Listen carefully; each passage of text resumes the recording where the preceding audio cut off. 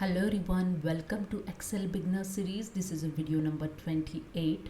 So in this video we will learn icon sets and data bars in Excel. So let's start. To use icon set, simply select the column. So I select here the salary column, simply select the entire column. Then go to the home tab. In styles group, click on the conditional formatting. Then click on the icon set. Here you can see different types of icon set is available. The shapes, directional and indicators, rating. So select this, select any one. So I just select this 3 traffic light, and here you can see your icon set here added in this salary column. Okay, this is a help to easy to understand your data. That's it. Now let's see data bars. Data bars add colors bars inside the cell.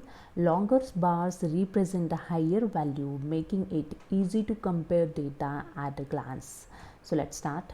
So I select here same as salary column and go to the home tab. In styles group, click on the conditional formatting, and here click on the data bars. Here you can see the different types of data bars is available: gradients fields and solid fields. In gradient field you can see the preview here in your data.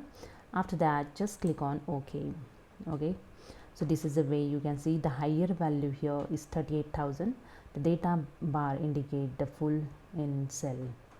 Okay, so this is so helpful to compare data with value. Okay, so that's it. Hope you understood. If you like this, please subscribe. Thank you so much.